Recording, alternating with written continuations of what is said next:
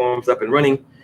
So that is done. Thank you guys for making the live broadcast. I sincerely appreciate it. Hope you're having a good Saturday afternoon.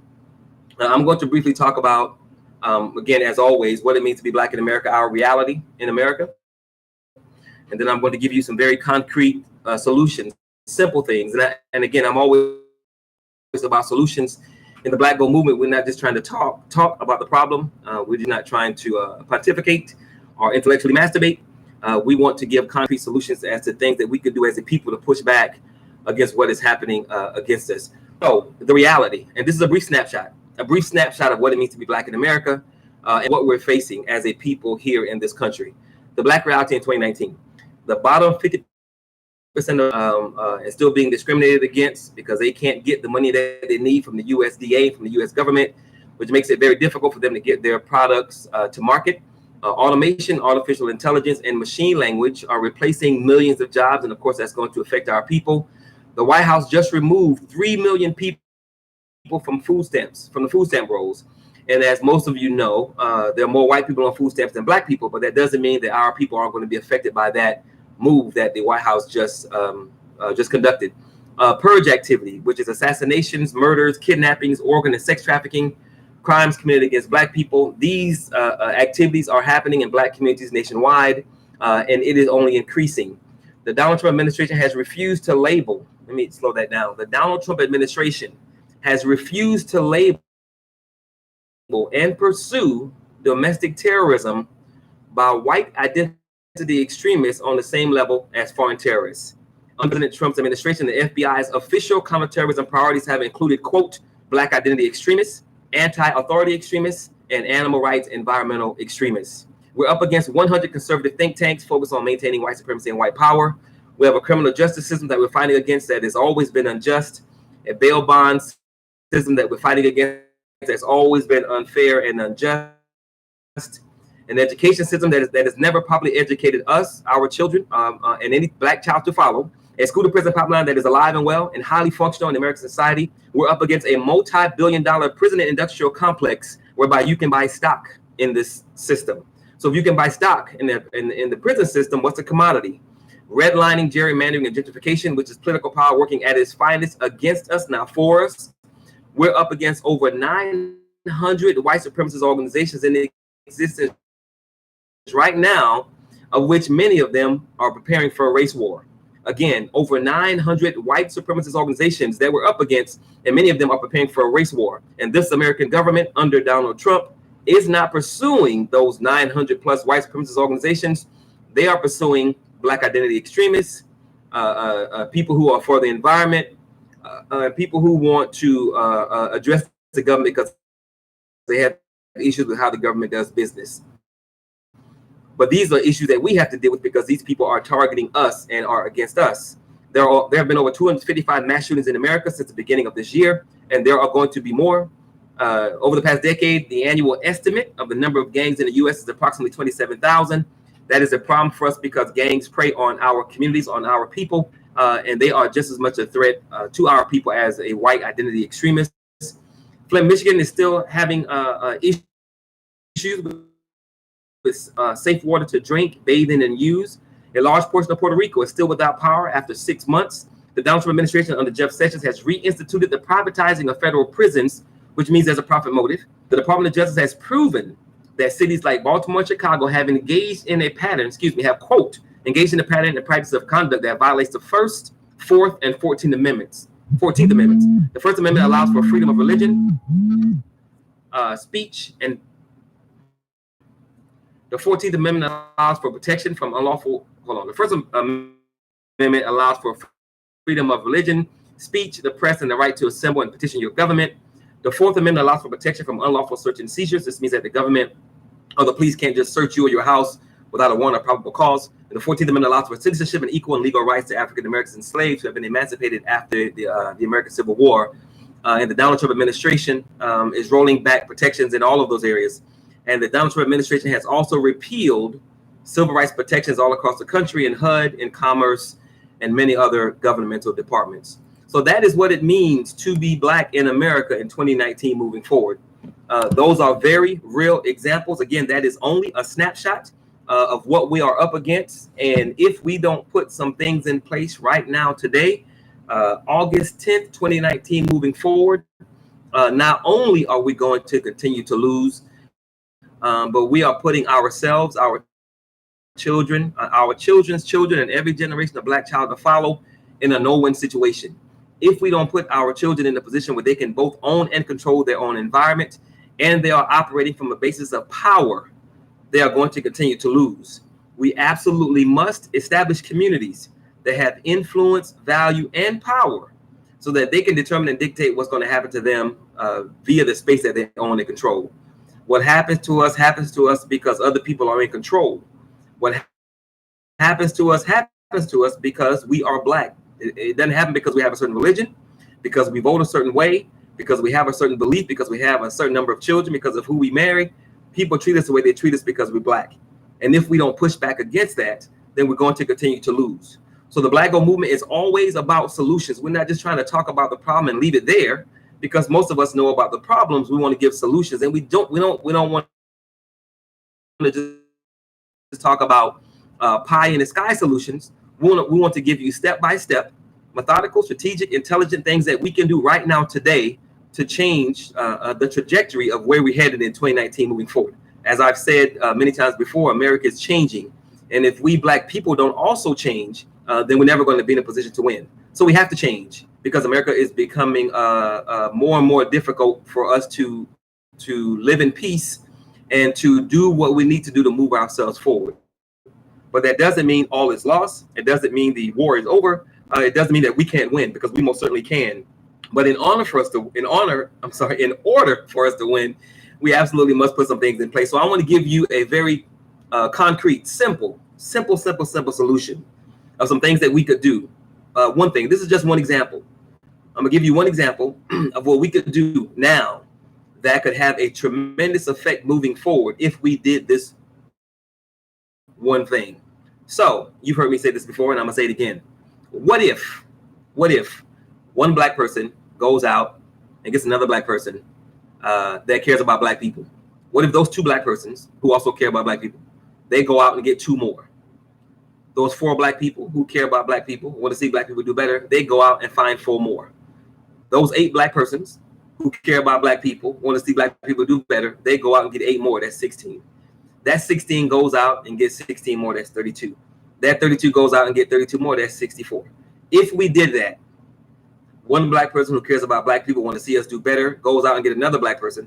If we did that for 27 days, by the 27th day, we'd have enough Black people on board that care about Black people moving forward, that if each one of them gave $4 per month, that would be over $500 million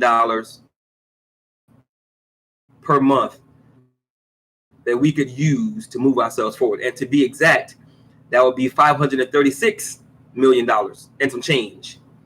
That's an example of one getting one. If one Black person goes out to get one Black person who cares about Black people, who loves Black people, want to see Black people do better, and they did that, we did that for 27 days. By the end of the 27th day, if all of those Black people committed $4 per month, that would give us $536 million to do something with, to move ourselves forward. This is my proposition of what we could do with $536 million in the first month. What if we identified the most critical 19 areas whereby our communities were being attacked and destroyed, and we found Black people who knew how to push back against those 19 different attacks, and we provided them a monthly budget of $1 million to educate and train Black people to push back in those areas? That will be a $1 million monthly budget for agribusiness, business development here in the U.S., business development internationally, cultural affairs and diplomacy, economics and finance, education, employment and training, foreign policy, health and nutrition, information technology, infrastructure and construction, intelligence and defense, a legal department, media marketing and public relations, national security, spiritual health, and well-being. If we had one Black person getting one Black person, by the end of the 27th day, if all of them gave $4 per month, that's $500+ million. The first thing we could do is fund 19 national departments with $1 million per month to start strategizing and preparing our people to move forward and win. The next thing we could do with that $500+ million, what if we strategically identified 100 Black communities nationwide and provided each one of them $500,000 to build a conscious community center that would work with Black churches and Black organizations in that area to develop science, technology, engineering, math centers for our youth. And we included in that the trades, plumbing, electrician, construction science, HVAC, HVAC, as well as spiritual learning, healing, and conflict resolutions, and also taught Black history, contemporarily and historically, to our people in that community. What if we added a community university that had the express purpose of galvanizing Black energy, Black thought, and expertise from and for the community, so that the community can educate the community on what it needs to live, thrive, and grow. And what if we also attached to these conscious community centers apparel, retail, and convenience stores to begin establishing communities that have influence, value, and power, because we're retaking the economics in our communities. That's something that we could do if we had one Black person getting one Black person, and all of them after 27 days gave $4. $500+ million is what we would have, and this is what we could do with it. What if we began to understand that our youth join gangs for love, inclusion, and purpose, and we made those tenets a central component of our conscious community centers? What if we began to understand that these youths involve themselves in criminal activity as a survival mechanism, and we gave each conscious community center a monthly budget of $100,000 to start taking over those businesses in our communities that represent hundreds of millions of dollars, the convenience stores, the gas stations, and the mini marts? And we taught and trained our youth on how to run the community's economics and financial systems. There would be no need to join a gang, because the reasons they would join a gang they could get from the conscious community center. There would be no need to engage in illegal activity, because we would be able to educate, train, and employ them to make money legitimately, legally, and still take care of their business. This would be a revenue generating enterprise that we could do. Another thing that we could do, what if we utilize the expertise of all those persons in one of our 19 national departments, the agricultural and agribusiness department, and via their $1 million monthly budget, they started building a closed loop agricultural ecosystem that we can own and control, and we can feed ourselves. What if we created a database of all the urban gardeners in the country, and we connected them with all the Black farmers in the country, and we created a system that we can own and control, and we fed ourselves? And then, if we wanted, we would feed the rest of America. We would do that because strategically that's power. What if we connected that closed loop agricultural system with African nations? That would be a revenue generating mechanism that we could own and control. What if via this closed loop agricultural ecosystem, we invested $300,000 in each of these 100 cities where we have our conscious community centers, and we opened a chain of grocery stores, Black Gold Grocery, that's connected to our conscious community centers, and we corner the food market in our communities in 100 cities? What if we employed our people throughout the operations of running our own grocery store chains? What if we gave 50 to 60% of that shelf space?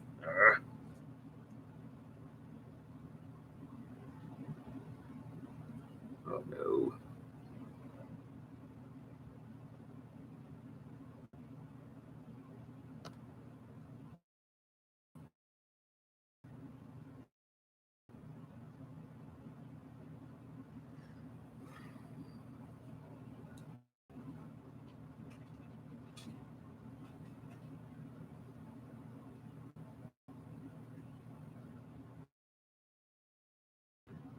Part two of my live. I don't know what happened.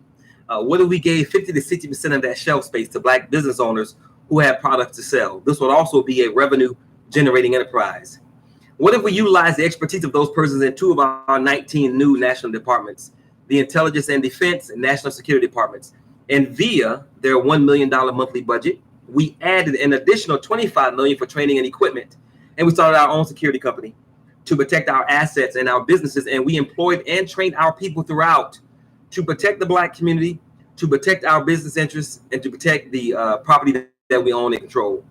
What if we use this to hire Black veterans, former gang members, former gang leaders, and our own natural warriors? This would all be a revenue generating enterprise. What if we utilize the expertise of the people in two of our national departments, the business development locally, domestically, and business development international departments, and via their $1 million monthly budget, we added an additional $50 million, and we identified 50 Black-owned, currently profitable businesses, and we invested in them so that they can franchise, expand, and or grow. This would also be a revenue-generating enterprise. We could do that if one Black person went out to get another Black person, and after the 27th day, they all invested $4 per month, which would give us over $500 million to utilize and move our people forward. What if we went back to all those people who got it all started, one getting one, and we got 10% of that number, only 10%, which is 13 million people, to commit 5 minutes a day, which would be over 1.3 million hours to start calling Black people, to also give $4 and to invite them to be a part of our conscious community centers so that we can better educate, train, and employ our people and help them understand the power in thinking, shopping, and being Black. What if we got these 13 million Black people to get other Black people to redirect their foot traffic and only shop in local businesses that we own and control?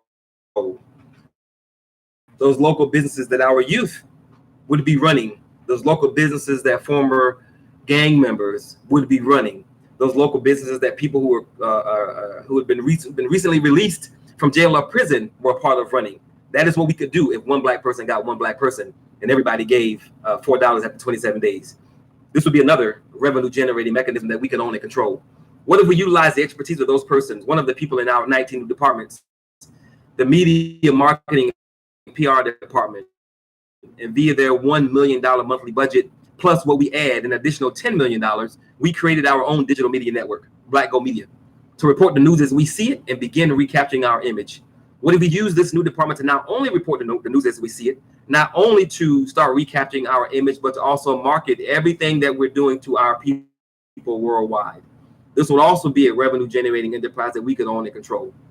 What if we went again to all those people who got all this started, the one getting one group, and we got them to start calling